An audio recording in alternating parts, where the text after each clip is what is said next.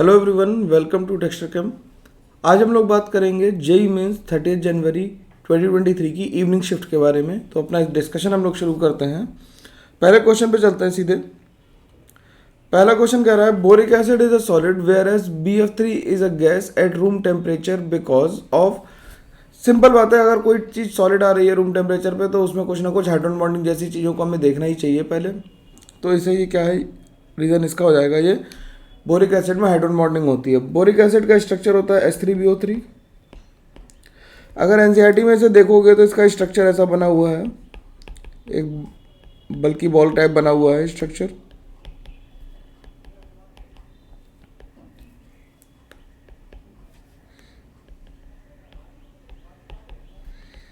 इस टाइप का स्ट्रक्चर आपने देखने को मिलेगा,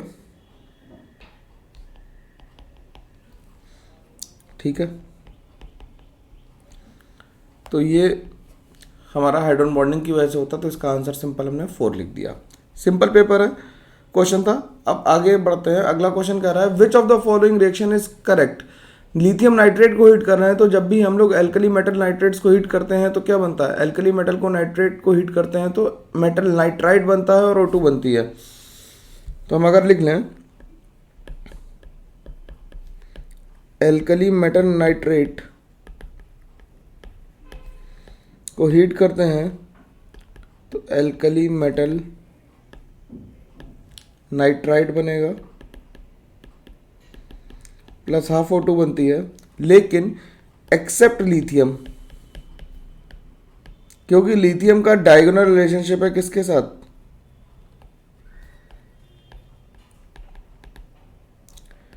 डायगोनल रिलेशनशिप है किसके साथ, Mg के साथ। तो जब लिथियम नाइट्रेट को हीट करते हैं तो ऑक्साइड बनते हैं, NO2 बनती है और O2 बनती है, ठीक है। तो ये बात ध्यान रखेंगे कि कोई लिथियम मतलब एल्कली मेटल्स पे जो भी रूल लागू होंगे वो लिथियम पे लागू नहीं होंगे, क्योंकि लिथियम का मैग्नीशियम के साथ डायगोनल रिलेशनशिप होता है। तो इसका जो आंसर आ जाएगा वो 3 आ जाएगा, 2 नहीं, गलती से टिक हो गया।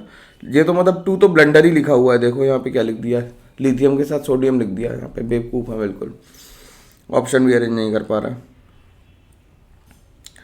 नेक्स्ट क्वेश्चन पे चलते हैं। कह रहा है bond dissociation energy of EH bond of the H2E hydrides of group 16 elements follows the order. तो ऑक्सीजन, सल्फर, सेलेनियम और टेलेनियम में हमसे H2E बॉन्ड का बॉन्ड डिसोसिएशन एनर्जी पूछी, यानी कौन स्ट्रांग है, ठीक है। तो ये हम लोगों ने जब ग्रुप 16 पढ़ा था वहाँ पे ये डिस्कस भी किया था कि H2O में ये सबसे ज़्यादा होगा और टॉप टू बॉटम ये क्या करेगा, डिक्रीज करेगा। ये बिल्कुल फैक्ट चेक है। तुम नोट्स अगर अभी तुरंत इस वीडियो को देखने के बाद ग्रुप 16 का वीडियो देखोगे तो you will find it there, ठीक है। बिल्कुल बढ़िया से मैंने हाईलाइट करके लिख रखा है, तो वहाँ पे तुम्हें आंसर मिल जाएगा। अगले क्वेश्चन पे मूव करते हैं। नेक्स्ट क्वेश्चन कह रहा है the ClCO Cl bond angle value in facial isomer is. तो फेशियल आइसोमर कौन सा होता है, फेशियल आइसोमर अगर हम बनाएं तो कुछ इस तरह का बनेगा, ये फेशियल आइसोमर होगा, ऑक्टाहेड्रल कॉम्प्लेक्स है। तो फेशियल के लिए हम क्या करें, एक फेस ये बनाते हैं देखो, और एक फेस ये बना सकते हैं, तो इसे कहते हैं फेशियल आइसोमर, ठीक। इनके बीच का जो एंगल है ClCl के बीच का कितना आ रहा है, 90, क्योंकि एक्सियल से इक्वेटोरियल के बीच का एंगल हमेशा कैसा होता है, 90, और क्योंकि ऑक्टाहेड्रल है तो इक्वेटोरियल के बीच का भी एंगल किस फॉर्म में कैसा होगा, 90। तो सारे एंगल कैसे आ जाएंगे, 90 आ जाएंगे। तो करेक्ट आंसर विल बी 3, ठीक। नेक्स्ट क्वेश्चन पे मूव करते हैं। नेक्स्ट क्वेश्चन कह रहा है given below are the 2 statements, one is labelled as assertion and other is labelled as reason. Assertion कह रहा है antihistamines do not affect the secretion of acid in stomach. बिल्कुल ठीक बात है, एंटीहिस्टामिन ये काम नहीं करते हैं। और anti allergic and anti acid drug work on different receptors, बिल्कुल ठीक बात है। और इसका करेक्ट एक्सप्लेनेशन भी यही है, तो इसे हम 1 को ट्रू कर लेंगे। ये बिल्कुल मतलब अपना केमिस्ट्री इन एवरीडे लाइफ का क्वेश्चन है, सीधा सीधा हो जाना चाहिए था। अगला कह रहा है chlorides of which metal are soluble in organic solvent. तो जो मोस्ट कोवेलेंट होगा, इसमें क्या ढूंढेंगे, मोस्ट कोवेलेंट ढूंढेंगे। Most covalent will be soluble in what, organic solvent। Most covalent will be soluble in organic solvent। तो ये सारे क्लोराइड कैसे होंगे, ये तो आयनिक है, ये सारे कैसे हैं, आयनिक। BeCl2 जो होता है ये कोवेलेंट होता है और BeCl2 n फॉर्म में एग्जिस्ट करता है, तो ये मोस्ट कोवेलेंट है इनमें, तो इसका आंसर क्या हो जाएगा, 1 हो जाएगा। ठीक है, तो फजांस रूल से भी देख सकते थे और डायरेक्ट भी कह सकते हैं कि जो कोवेलेंट होगा वही क्या होगा, ऑर्गेनिक में सॉल्युबल होगा। लाइक डिजॉल्व्स लाइक फंडा चलता है।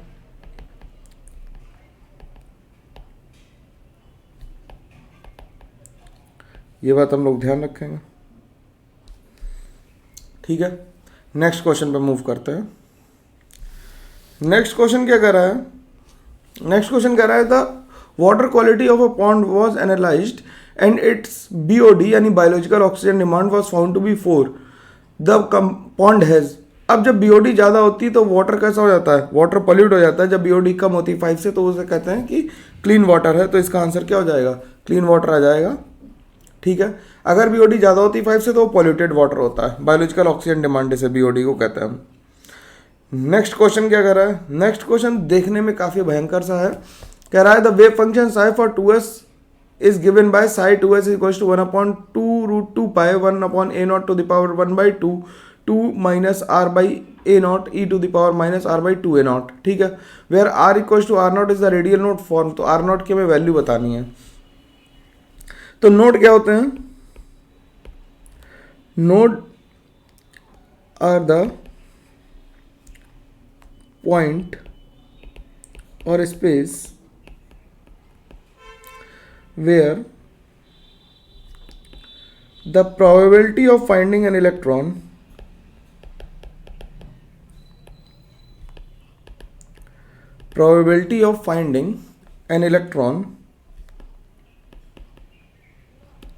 is 0। अब probability होती क्या है, अगर हम dp लिखें तो it is equal to psi square r into dv होती है। तो psi square r d r को मतलब psi square r into 4 pi r square d r होती है। ये मैं इंफॉर्मेशन के लिए बता रहा हूँ, क्वेश्चन तो बहुत सरल है, डायरेक्ट लग जाएगा। अब हमें जब डीपी को जीरो करना है, डीपी को जीरो करना है तो आर तो जीरो हो नहीं सकता, तो साई स्क्वायर को जीरो करना होगा। तो psi square will has to be equal to zero. Psi की वैल्यू हमें गिवन है, स्क्वायर कर देते हैं तो ये आ गया 1/2 root 2 pi 1/a0 to the a0 to the power 1/2 2 minus r by a0 e to the power minus r by 2a0। इसका होल स्क्वायर करके इक्वल्स टू 0 रख दिया। जब इसे 0 रखा तो इसमें ये नंबर कांस्टेंट है, ये number e to the power minus है, तो ये r equals to tends to infinity पे ये 0 होगा। तो जो 0 हो रहा होगा वो कौन हो रहा होगा, ये 0 हो रहा होगा। तो 2 माइनस r बाई a0 का whole square is equals to 0 होगा।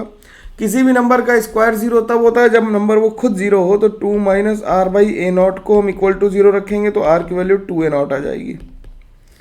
तो इसका आंसर हमारा आ जाएगा r इक्वल्स टू 2a0 आ जाएगा। बिल्कुल सिंपल आंसर था, और ये एडवांस 2004 में पूछा हुआ क्वेश्चन है, उसी का रेप्लिका पूछ लिया। तो इस क्वेश्चन को एक बार ध्यान से पॉज करके आराम से देख लो। जब भी ऐसा क्वेश्चन आए तो क्या करो, तब साई स्क्वायर को उठा के 0 रखो और बाकी कांस्टेंट नंबर 0 होंगे नहीं, तो जो 0 होगा वो r का एक फंक्शन होगा। ये लीनियर इक्वेशन है इसलिए एक नोड आया, अगर क्वाड्रेटिक होती तो 2 नोड आ जाते। जैसे अगर हम 3s के लिए निकालेंगे तो क्वाड्रेटिक इक्वेशन बनेगी और क्वाड्रेटिक इक्वेशन में 2 नोड आ जाएंगे। ठीक है, अगले क्वेश्चन पे चलते हैं। अगला क्वेश्चन क्या कह रहा है, अगला क्वेश्चन कह रहा है match the list 1 with list 2 NiCO4। NiCO4 का CO कैसा है, स्ट्रॉन्ग फील्ड लिगेंड है। तो NiCO4 का हाइब्रिडाइजेशन हो जाता है sp3, क्योंकि निकल की ऑक्सीडेशन नंबर 0 है। पूरी ड्राइंग बना के दिखा दूं, चलो अच्छा दिखा दूं तो आराम माने। तो d ऑर्बिटल में 8 इलेक्ट्रॉन है और 4s में भी इलेक्ट्रॉन है 2। तो ये वाले दोनों इलेक्ट्रॉन इधर पेयर हो जाते हैं और आंसर जो आता है वो sp3 आ जाता है। इसी तरह से CuNH3 होल 4, बिल्कुल कॉपी के लिखे हुए सवाल आए हैं 2+, इसमें ये +2 में है तो ये D9 सिस्टम है, ठीक है। D9 सिस्टम में अमोनिया स्ट्रॉन्ग फील्ड लिगेंड है, तो ये ट्रांसफरेंस का केस है। किसका केस है? ट्रांसफरेंस का केस है, और इसका हाइब्रिडाइजेशन जो आएगा वो आ जाएगा DsP2, ठीक है। फिर उसके बाद कह रहा है आयरन अमोनिया, आयरन वाटर से, चलो पहले लिख लिया तो वही लिख लेते हैं। इसमें ये +2 में और ये वीक फील्ड लिगेंड है, तो पेयरिंग नहीं कराएगा, यानी कि sp3d2 हो जाएगा। और जब आयरन के साथ H2O और होल 6, H2O होल 6 तो ले ही चुके हैं यार, क्या ले लें? अमोनिया ले लें, बात समझ में आ रही है। +2 तो ये क्या बन जाएगा? D2sp3, क्योंकि अमोनिया कैसा है? अमोनिया हमारा कैसा है? अमोनिया हमारा स्ट्रॉन्ग फील्ड लिगेंड है, इसलिए ये पेयरिंग करा देगा। तो आंसर मिला लेते हैं जरा भाई। NiCO4 का क्या हो गया? NiCO4 का हो गया sp3, CuNH3 होल 4 का हो गया DsP2, CuNH3 का हो गया D2sp3 और इसका हो गया sp3d2। तो आंसर हो गया 1 का 1, 2 का 2, 3 का 4 और 4 का 3, तो आ गया C ऑप्शन, ठीक है। ये बिल्कुल प्रोटोटाइप क्वेश्चन है, निहायत ही सरल है, जल्दी जल्दी कर सकते हैं इन्हें, और करना भी चाहिए, टाइम सेव इसमें। अगला क्वेश्चन क्या कर रहा है? अगला कह रहा है given below are the two statement, one is labelled as assertion and other is labelled as reason. Assertion कह रहा है एक कंपाउंड हमें दिया हुआ है beta hydroxy ketone which can be easily reduced using zinc amalgam HCl2 alcohol. अब जो एल्कोहल है इसमें,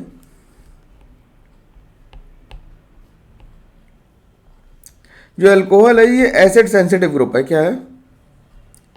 ये एसिड सेंसिटिव ग्रुप है।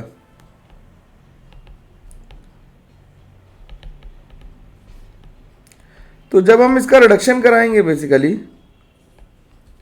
तो अगर हम ZnHgHCl से कराएंगे तो ये रिड्यूस तो करेगा, साथ में यहाँ पे क्लोरीन भी लगा देगा, ठीक है। तो ये नहीं बनेगा, तो यानी कि पहला स्टेटमेंट हो गया हमारा गलत। पहला स्टेटमेंट हो गया गलत। ZnHg is use to reduce carbonyl group to CH2 group, ये बात सही लिखी हुई है, तो सेकंड स्टेटमेंट हो गया हमारा ट्रू। तो first is false, second is true, तो आंसर हो गया C, ठीक है। नेक्स्ट क्वेश्चन पे चलते हैं। नेक्स्ट क्वेश्चन डिस्टिलेशन टेक्निक्स पे है। कह रहा है कि लिस्ट 1 को लिस्ट 2 से हमें सेपरेशन टेक्निक्स बतानी है, ठीक है। अब क्लोरोफॉर्म और एनिलीन को अलग करने के लिए हमें डिस्टिलेशन की जरूरत पड़ेगी, ठीक है। C6H14 और C5H12 दोनों एल्केन्स है, इन्हें डिस्टिलेट करने के लिए इनका मेल्ट जो बॉइलिंग पॉइंट होगा बहुत पास होगा, तो इनके लिए हमें फ्रैक्शनल डिस्टिलेशन की जरूरत पड़ेगी, ठीक है। तो फर्स्ट का हो गया थर्ड, सेकंड का हो गया फोर्थ, तो ऑप्शन तो हमारा 3 मैच कर गया। सी के लिए क्या कर रहा है? एनिलीन और वाटर को हम लोग स्टीम डिस्टिलेशन से अलग कर देंगे, और ऑर्गेनिक कंपाउंड एंड लिक्विड को डिफरेंशियल एक्सट्रैक्शन कर लेंगे, जो हम लोग सेपरेटिंग फनल से करते हैं। तो इसका आंसर हमारा 3 आ जाएगा। सिंपल क्वेश्चन था, ज़्यादा बुद्धि लगाने की जरूरत नहीं थी, ठीक है। सबसे बड़ी हिंट जो दे रखी थी वो दे रखी थी एल्केन्स को सेपरेट करने के लिए हम लोगों को फ्रैक्शनल डिस्टिलेशन करना पड़ेगा। रीजन बीइंग क्योंकि उनका बॉइलिंग पॉइंट बहुत पास होता है, और वाटर को ऑर्गेनिक सॉल्वेंट से हम लोग एक्सट्रैक्शन से ही अलग कर सकते हैं ईजिली, है ना। तो ये आ गया ठीक। अगला क्वेश्चन फिर से एक स्टेटमेंट वाला क्वेश्चन है। करा है given below are the two statement during electrolytic refining the pure metal is made to act as anode and its impure metal forms is used as cathode. Cathode पर हमेशा reduction होता है, तो pure हम cathode बनाते हैं और impure anode लेते हैं, ठीक है। तो पहला स्टेटमेंट तो हो गया हमारा गलत, ठीक। दूसरा क्या कह रहा है? During Hall Heroult electrolytic process purified Al2O3 is mixed with NaAlF3 to lower the boil melting point of the mixture. बिल्कुल सही बात है। Al2O3 का जो मेल्टिंग पॉइंट होता है वो लगभग 1200 डिग्री सेंटीग्रेड होता है, और एल्यूमिनियम का बॉइलिंग पॉइंट जो होता है वो 900 डिग्री सेंटीग्रेड होता है। तो उसे टेम्परेचर को कम करने के लिए हम लोग क्रायोलाइट यानी Na3AlF6 का यूज करते हैं। तो ये सेकंड स्टेटमेंट हमारा सही है, तो इसका आंसर आ गया 4, ठीक। नेक्स्ट क्वेश्चन पे चलते हैं। नेक्स्ट क्वेश्चन क्या कह रहा है, नेक्स्ट क्वेश्चन कह रहा है 1 litre of 0.02 molar solution of cobalt ammonia 3 sulphate B R is ammonia 5 sulphate B R is mixed with 1 liter 0.2 molar solution of CO ammonia 5 BrSO4. The resulting solution is divided into two equal parts X and treated with excess of AgNO3 and BaCl2 solution respectively as follows. ठीक है, तो X की reaction AgNO3 से कराई और Y की reaction हमने X की रिएक्शन दूसरे पार्ट की कराई BaCl2 से, तो हमें Y और Z बताने हैं। ठीक है, तो चलो हम लिख लेते हैं भाई कि हमारे पास क्या था, हमारे पास था CO अमोनिया। क्वेश्चन बहुत ही सिंपल है, जो टाइम जाएगा वो लिखने में ही जाएगा। और हमारे पास है CO अमोनिया 5 Br और SO4, और ये दोनों कैसे आइसोमर्स हैं, ये दोनों आयनाइजेशन आइसोमर्स हैं। कैसे आइसोमर्स हैं, आयनाइजेशन। इसके मिलीमोल्स हमारे पास थे, इसके मोल्स थे हमारे पास 0.02 और इसके 0.02, और इनका नेट वॉल्यूम हो गया था 2 लीटर्स। अब इन दोनों में हम लोगों ने एक्सेस में क्या डाला, एक में डाला AgNO3 और एक में डाला BaCl2। ठीक है, और 1 लीटर सोल्यूशन ले लिया, तो 2 लीटर में दोनों के कितने मिलीमोल्स आ जाएंगे, इससे आ जाएगा 0.01 AgBr प्रेसिपिटेट हो जाएगा इससे, और इससे 0.01 BaSO4 प्रेसिपिटेट हो जाएगा। तो जो आंसर आएगा हमारा वो क्या आ जाएगा, 0.01 और 0.01 आ जाएगा। सिंपल बात है, क्योंकि एक से एक ही प्रेसिपिटेट हो रहा है, तो 0.02 डिवाइडेड बाई 2 होगा, क्योंकि नेट मोल्स कितने बचे होंगे, मोलरिटी 0.1 होगी, डाइल्यूशन हो गया बेसिकली। ठीक है, तो इसका आंसर हमारा 2 आ गया। नेक्स्ट क्वेश्चन पे मूव करते हैं। The maximum electron that can be accommodated in the shell with n equals to 4, तो ये तो 9th क्लास से पढ़ते आ रहे हैं कि 2n² होता है, तो इसका आंसर 16 × 2 यानी कि 32 आ जाएगा। इससे लॉलीपॉप क्वेश्चन मैंने आज तक पेपर में नहीं देखा। ठीक, नेक्स्ट क्वेश्चन चलते हैं। नेक्स्ट क्वेश्चन क्या कर रहा है, the most suitable carbocation most stable carbocation of for the following is, सबसे ज़्यादा स्टेबल कौन सा है, तो चलो मैं चारों को ड्रॉ कर लेता हूँ।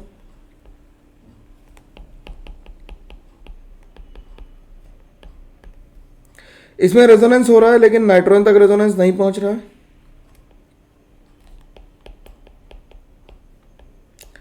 इसमें क्रॉस कॉन्जुगेशन हो रहा है, ये इधर से भी आ रहा है, इधर से भी आ रहा है, तो ये क्रॉस कॉन्जुगेशन है। ठीक है, अगला यहां पे प्लस आया,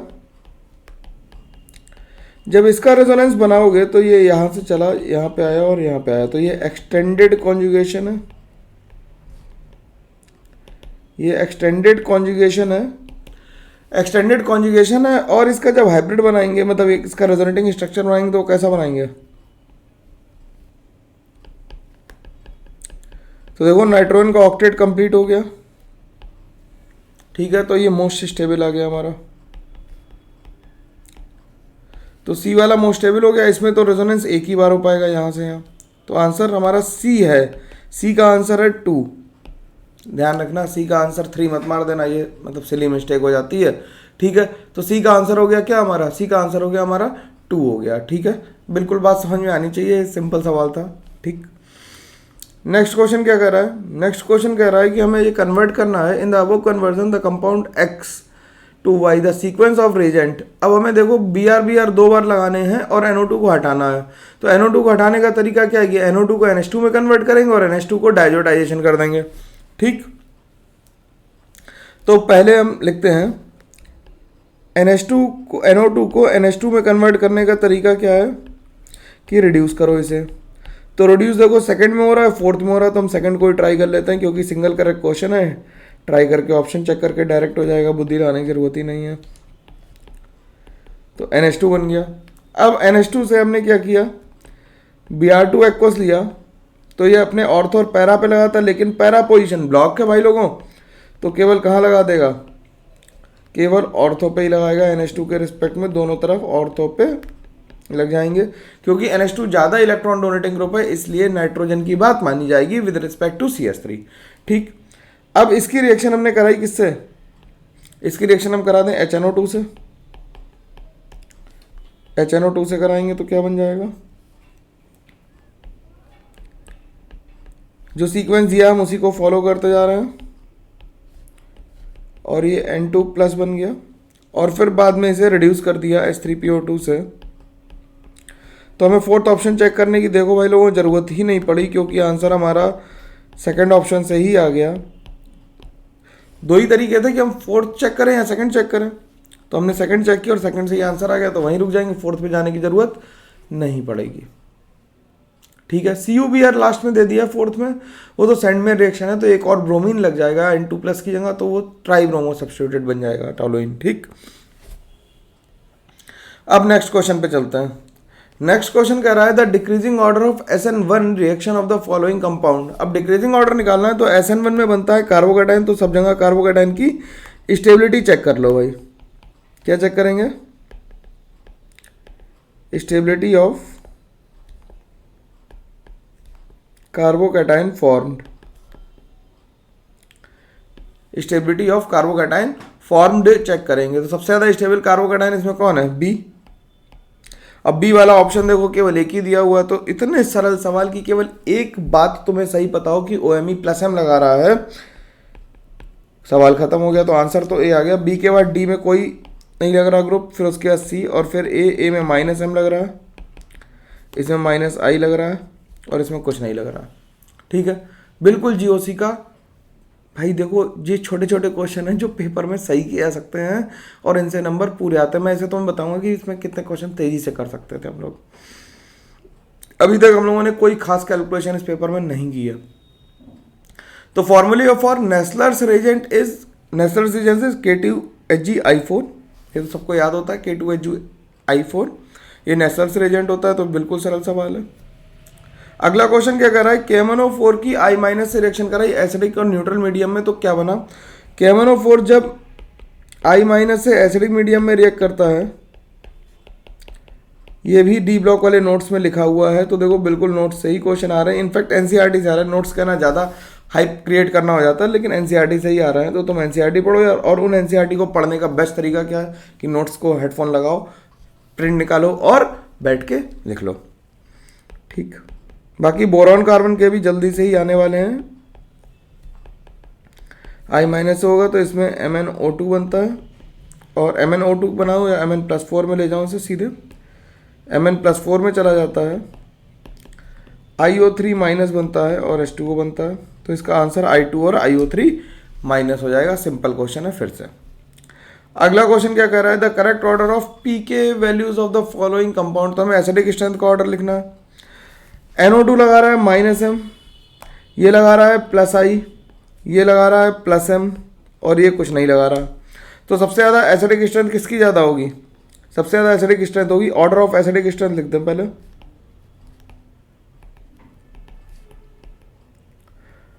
पीके का ऑर्डर बाद में ले लेंगे, तो सी की सबसे ज़्यादा हो गई, फिर हो गई ए की, फिर हो गई डी की और फिर हो गई बी की। बी की एसिडिक स्ट्रेंथ सबसे ज़्यादा, तो बी का पीके सबसे ज़्यादा होगा, तो ऑर्डर ऑफ पीके क्या आ जाएगा, जो वीकेस्ट एसिड है उसका पीके सबसे ज़्यादा होगा, तो BDAC आ जाएगा। तो BDAC आंसर हमारा थर्ड आ गया। सिंपल है बिल्कुल, इसमें कोई दिक्कत नहीं होनी चाहिए। मैंने ये पेपर थोड़ा सा तेज सॉल्व करके दिखाया कि you can save time because you are in more practice than me. ठीक है, तो जल्दी पेपर सॉल्व किया जा सकता है। अगला क्वेश्चन क्या कह रहा है, अब इंटीजर टाइप क्वेश्चंस का सिलेक्शन का मेन तरीका होता है, अगर तुमने क्वेश्चन सही तरीके से सेलेक्ट कर लिया तो फिर कोई प्रॉब्लम आने जाने वाली नहीं है। देखते हैं, कह रहा है organic compound undergoes first order decomposition if the time taken for the 60% decomposition is 510 second then the time required for 90% completion। ठीक है, तो K की वैल्यू हम जानते हैं कितनी होती है, 2.303 upon T log of A0 upon A, ये फॉर्मूला होता है। अब K की वैल्यू हमें गिवन है, K की वैल्यू अच्छा नहीं गिवन है, हमें कंपेयर करना है। ठीक है, तो K की वैल्यू हम लिख देते हैं, K is equal to 2.303 upon 540 second दिया हुआ है 60% कंप्लीशन के लिए, तो ये हो जाएगा 10/100/60। ठीक, that will be equal to, क्योंकि K सेम रहेगा तो 2.303 upon T 90%, log of 100 by कितना हो जाएगा 90, 100/10 हो जाएगा, 90% कंप्लीट हो गई तो 100/10 हो गया, तो ये कैंसिल हो गया, ये नंबर 1 हो गया पूरा, 2.303 से 2.303 कैंसिल हो गया, इससे ये कैंसिल हो गया, तो 1/540 into log of 10 minus log of 6 is equal to 1/T 90% हो गया, ठीक। तो 1/540 ये हो गया 1 माइनस लॉग 6 की वैल्यू हो जाएगी log 2 इंटू लॉग 3, ठीक है, log 2 इंटू log 3 हो जाएगी, तो इसे हम लिख लें 2 इंटू पॉइंट, सॉरी 2 इंटू नहीं लिख सकते इसे, log 2 प्लस log 3 लिख लें, ठीक है, 1/T 90%, और यहाँ से जब T 90% सॉल्व कर दोगे, सबकी वैल्यू पता है हमें, तो ये आ जाएगी 1350 सेकेंड्स, तो सीधा आंसर आ जाएगा, सिंपल है, कोई दिक्कत नहीं आएगी, ठीक है। चलो भाई, वेरी गुड। अब इसका आंसर कितना आ गया 1350 सेकेंड्स आ गया, तो इसका आंसर सही आ गया हमारा। अगले क्वेश्चन पे मूव करते हैं, सिंपल सवाल था। नेक्स्ट क्वेश्चन कह रहा है, और ये क्वेश्चन बार बार आ रहा है, बार बार आ रहा है, बार बार आ रहा है हर पेपर में। The electrode potential for the following half cell is, ठीक। अब हमें इसके रिएक्शन लिख लें, तो अगर हम एनोड की रिएक्शन लिखें तो एनोड पे क्या हो रहा है, X ऑक्सीडाइज होके X2+ प्लस 2 इलेक्ट्रॉन्स बना रहा है, और कैथोड पे Y2+ 2 इलेक्ट्रॉन गेन करके Y बना रहा है, तो X plus Y2+ gives Y plus X2+। तो इसके लिए नेक्स्ट इक्वेशन लिखेंगे, E cell will be equals to E nought of cathode minus E nought of anode minus 0.06 दिया हुआ डिवाइडेड बाई 2, क्योंकि नेट इलेक्ट्रॉन चेंज 2 का है, log of X2+ upon Y2+, ठीक। तो ई नॉट ऑफ कैथोड कितना दिया हुआ हमें, कैथोड पे क्या है 0.36 minus of 2.36 minus 0.03 log of X2+ की वैल्यू कितनी दी है 0.001, और ये है 0.01, तो ये 0.1 बचा है यहाँ पे, तो ये आ गया 2.72 माइनस हो जाएगा प्लस, या लिख लेते एक बार और लिख देते हैं 0.03 माइनस 1, ठीक। तो ये हो जाएगा 2.75, 2.75 को लिख सकते हैं 275 इंटू 10⁻⁻2 वोल्ट, तो इसका आंसर आ जाएगा 275। सिंपल सा सवाल था भाई, मैंने पूरा मुँह नीचे करके लगा दिया, ठीक है यार। मैं सामने से कैसे सवाल लगाऊँ, मैं लिखना होता तो सामने सॉल्व करूँगा, तो मैं नीचे ही करूँगा ना यार, ठीक है। सेटअप धीरे धीरे बढ़ेगा तो होपफुली हम लोग डिजिटल बोर्ड पे आ जाएंगे, तो फिर मैं तुम्हारे सामने मुँह करके भी सवाल लगा पाऊँगा। अभी के लिए केवल सवाल को सुनो ध्यान से, मेरे को तो क्या कहूँ मैं, ठीक है। तो नेक्स्ट क्वेश्चन पे मूव करते हैं। नेक्स्ट क्वेश्चन थर्मोडायनेमिक्स का है, कह रहा है 1 mole of an ideal gas allowed to expand reversibly and adiabatically. ध्यान रखना क्या कर रहा है, रिवर्सिबली और एडियाबेटिकली कहा है। From a temperature of 27 degree centigrade of work done दिया हुआ 3 kilo joule, the final temperature निकालना है। तो एडियाबेटिक प्रोसेस के लिए delta U is equal to delta W होता है, तो डेल्टा यू होता है n C V delta T, तो T2 minus T1 is equal to delta W. N की वैल्यू दी है 1, सी वी की वैल्यू दी है 20, T2 क्योंकि कूल होगा तो ये 300 माइनस टी कर दें, ठीक है, इज इक्वल टू 3, तो यहाँ से टी की वैल्यू आ जाएगी 150, 3 इंटू 10⁻3, तो यहाँ से आ जाएगी टी की वैल्यू कितनी 150 आ जाएगी। सिंपल क्वेश्चन है, ज़्यादा बुद्धि लगाने की ज़रूरत नहीं है, ठीक। तो ये 150 आ गया। अब एक्सपेंशन का वर्क था, मैं माइनस डब्ल्यू लिखता तो T2 माइनस T1 लिखता, मैंने T1 माइनस T2 लिख दिया, तो बात एक ही है, उसमें ज़्यादा टेंशन लेने की ज़रूरत नहीं है, ठीक है। कुछ लोग कहेंगे कि सर माइनस एक्सपेंशन हो रहा है, वर्क माइनस, तो बिल्कुल माइनस में लिखो मेरे भाई, लिखो, और फिर T2 को, फिर लोअर टेम्परेचर को पहले लिखना और फाइनल को बाद में लिखना, तब भी आंसर सेम आएगा, ठीक। नेक्स्ट क्वेश्चन क्या कह रहा है, नेक्स्ट क्वेश्चन कह रहा है short peptide on complete hydrolysis produces 3 moles of glycine, 2 moles of lysine and 2 moles of valine. तो नंबर ऑफ पेप्टाइड बॉन्ड बनाने तो 3 ग्लाइसिन है तो GLV ऐसा लिख लेते हैं, अपने मन से कुछ भी लिख लो यार। तो GLV और फिर G, तो कितने पेप्टाइड बॉन्ड है? 1 2 3 4 5 6। टोटल बॉन्ड कितने आ गए? 1 2 3 4 5 6। किसी भी ऑर्डर में लिखोगे 6 ही आएंगे, तो आंसर 6 हो गया। बिल्कुल सिंपल सवाल था, करने वाला, डुएबल क्वेश्चन। ठीक, नेक्स्ट क्वेश्चन क्या कर रहा है? नेक्स्ट क्वेश्चन कह रहा है इन iron oxide FeO crystallizes in a cubic lattice with a unit cell edge length of 5 angstrom if the density of the FeO in the crystal is 4 gram per centimeter cube, then the number of FeO unit present in per unit cell will be। तो density का formula होता है, density is equal to होता है Z into M upon Na into a cube. तो हम इस फॉर्मूले को यूज़ कर ले रहे हैं। डेंसिटी दी हमें 4 ग्राम, Z की वैल्यू हमें फाइंड आउट करनी, M की वैल्यू FeO के लिए 72 होती है, Na की वैल्यू दी है 6 इंटू 10⁻23 और ए क्यूब की वैल्यू दी है, क्योंकि हमें निकालना है किसमें? सेंटीमीटर में, तो -8 रख देते हैं और इसका क्यूब कर देते हैं। तो यहाँ से आ जाएगा Z की वैल्यू आ जाएगी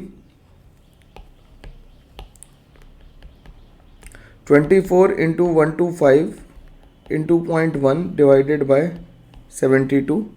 इसे जब सॉल्व करोगे तो Z की वैल्यू 4.16 आ जाएगी, और 4.16 का मतलब नियरेस्ट इंटीजर में लिखनी थी तो 4 लिख दिया। ठीक है, 4 आया आंसर इसका।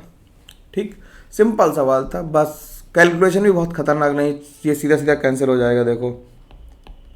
ठीक है, तो कैलकुलेशन भी भयानक नहीं है, आसानी से हो जानी चाहिए थी। नेक्स्ट क्वेश्चन कह रहा है the strength of 50 volume solution of hydrogen peroxide in gram per litre. और ध्यान रखना STP पे जो वॉल्यूम दिया है, ये क्या चाहिए यहाँ पे कितना दिया? 22.7 दिया। न्यू STP कंडीशंस यूज़ की हैं। तो H2O2 जब ब्रेक डाउन होता है तो कैसे ब्रेक डाउन होता है? H2O प्लस O2 से। तो कह रहा है 68 ग्राम से कितने बनी? 22.7 लीटर। ठीक, तो हम ये लिख देंगे 22.7 लीटर मिलती है किससे? 68 ग्राम ऑफ H2O2 से। ठीक, तो 50 ग्राम हमें कैसे मिलेगी? 50 लीटर कैसे मिलेगी? कितने ग्राम से मिलेगी? 68 डिवाइडेड बाई 22.7 इंटू 50, इतने ग्राम से मिलेगी। ठीक, और हमें ग्राम पर लीटर में ही निकालनी है, तो सीधे concentration in gram per litre कितना आ जाएगा?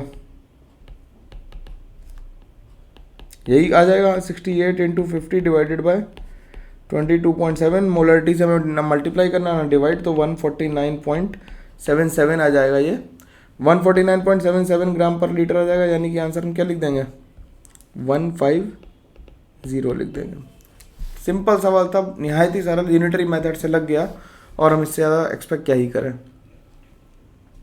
अगला सवाल, केमिकल इक्विलिब्रियम, ली चैटलियर प्रिंसिपल, बहुत ही सरल।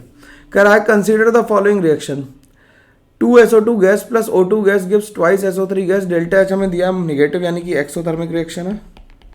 ठीक है, the number of factors which increase the yield of SO3। हमें रिएक्शन को फॉरवर्ड लाना है, फॉरवर्ड ले जाना है, तो इंक्रीज इन टेम्परेचर से तो फॉरवर्ड नहीं आएगी, इंक्रीज इन प्रेशर से आ जाएगी, क्योंकि प्रेशर इंक्रीज करने से रिएक्शन वहां जाती है जहां पे नंबर ऑफ गैसियस मोल्स कम होते हैं। ली चैटलियर प्रिंसिपल कहता है if you apply pressure to a equilibrium system then the equilibrium tend to move in that direction where the less number of gaseous moles are present. ठीक, good input good output से SO2 और O2 बढ़ाने से तो SO3 ज़्यादा ही बढ़ेगी, और catalyst डालने से कोई फर्क नहीं पड़ता है, तो आंसर आ जाएगा हमारा 3। सिंपल है यार, इससे ज़्यादा सिंपल तो सवाल हो ही नहीं सकता। ठीक, अगला क्वेश्चन क्या कह रहा है? अगला क्वेश्चन कह रहा है the graph of log x/m versus log p for an adsorption process in a straight line inclined at an angle of 45 degree with an intercept of 0.6020। the mass of the gas absorbed per unit mass of absorbent, यानी x/m की value पूछ रहा है, at the pressure point for ATM is 10⁻⁻1। तो formula में पता है x/m is equal to 1/n log p plus log k। ठीक, तो log x/m की वैल्यू हमें निकालनी है, 1/n की वैल्यू 1 दी है, log p की वैल्यू 0.4 दी है, और k की वैल्यू दी है जो वो हमें दी है कितनी, के की वैल्यू हमें दी है, ये इंटरसेप्ट की वैल्यू दी है, इंटरसेप्ट हमारा क्या आ जाएगा लॉग के, तो इसकी वैल्यू हमें दे रखी है कितनी, लॉग ऑफ 4। ठीक, ये वैल्यू जो है वो 0.60 यानी कि लॉग 4 की वैल्यू है ये, सिंपल, तो लॉग 4 लिख दिया इसे, लॉग में ले रहे हैं। ठीक, तो लॉग एक्स बाई एम की वैल्यू जो आ गई वो कितनी आ गई, लॉग ऑफ 1.6 आ गई, तो एक्स बाई एम की वैल्यू आ गई 16 1.6 यानी कि 16 इंटू 10⁻⁻1। तो ये सिंपल सीधा आंसर था, यहाँ पे हम 16 लिख दें और आंसर हमारा आ जाएगा। बिल्कुल सिंपल था, ये वैल्यू लॉग 4 की है, ध्यान रखना। ठीक, इंटरसेप्ट की वैल्यू जो दी हुई है तो वो log 4 की वैल्यू गिवन है हमें। ठीक, अगले क्वेश्चन पे चलते हैं। अगला क्वेश्चन ऑर्गेनिक केमिस्ट्री का क्या कह रहा है, the number of compound that form the following which will not dissolve in cold NaHCO3, यानी कि वो एसिड नहीं होना चाहिए, एंड NaOH यानी उनके पास एसिडिक H भी नहीं होना चाहिए। ठीक, बट डिजोल्व मतलब NaHCO3 और NaOH में डिजोल्व नहीं हो रहा है, लेकिन हॉट में हो जा रहा है, यानी कि कम एसिडिक H चाहिए। ठीक है, तो आंसर क्या क्या आ जाएगा हमारा, यानी वो हाइड्रोलाइज हो जाने चाहिए। ठीक, तो हाइड्रोलाइज होने वाले कौन कौन से हो जाएंगे, एस्टर्स होंगे 1 2 और 1 3, ये 3 ही एस्टर होंगे जो हाइड्रोलाइज हो जाएंगे, बाकी तो सब NaOH से रिएक्ट कर ही लेंगे, ये भी कर लेगा NaOH से रिएक्ट, ये भी NaOH से कर लेगा, ये भी NaOH से कर लेगा, और ये किसी से नहीं करेगा। तो आंसर क्या आ जाएगा हमारा, आंसर हमारा 3 आ जाएगा। एस्टर क्या होंगे, हाइड्रोलाइज हो जाएंगे, क्या होंगे, हाइड्रोलाइज हो जाएंगे। ठीक है, साफ साफ लिख दो।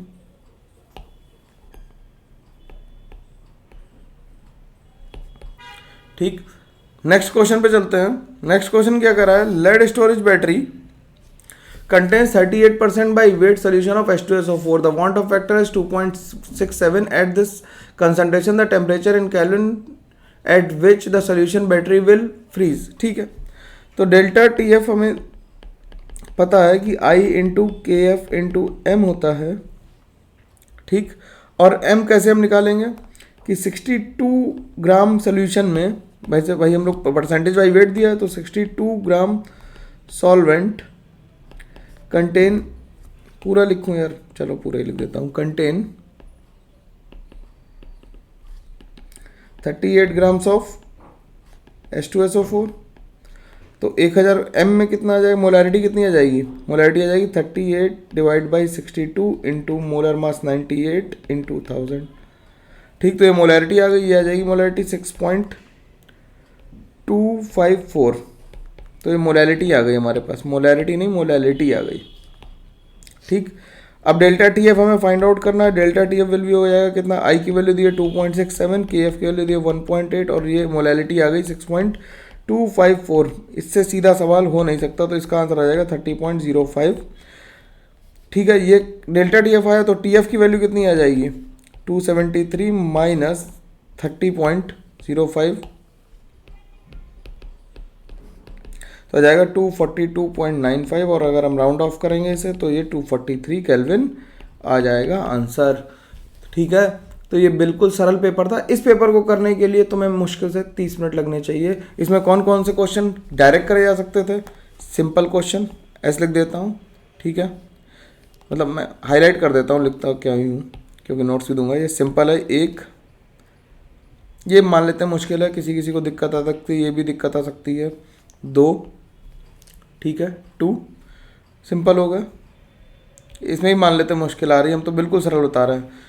3 आसानी से लगने वाला, 4 आसानी से लगने वाला, 5 इसमें भी मुश्किल आनी नहीं चाहिए लेकिन ठीक है आ सकती है। 5 ये इलेक्ट्रो को छोड़ देते हैं, 5 काइनेटिक्स भी छोड़ देते हैं, लंबा सवाल। 6 7 ये बिल्कुल कॉपी के लिखे हुए सवाल है, वो बता रहा हूँ। 7 के बाद 8 के बाद 9 कार्बोकैटायन की स्टेबिलिटी देखनी थी, ये छोड़ देते हैं, बड़ा सवाल है। 9 10 रेजोनेंस बिल्कुल सिंपल क्वेश्चन था। 10 11 इससे सिंपल क्वेश्चन तो हो ही नहीं सकता था, ये भी छोड़ देते हैं, इसमें मुश्किल हो सकती थी।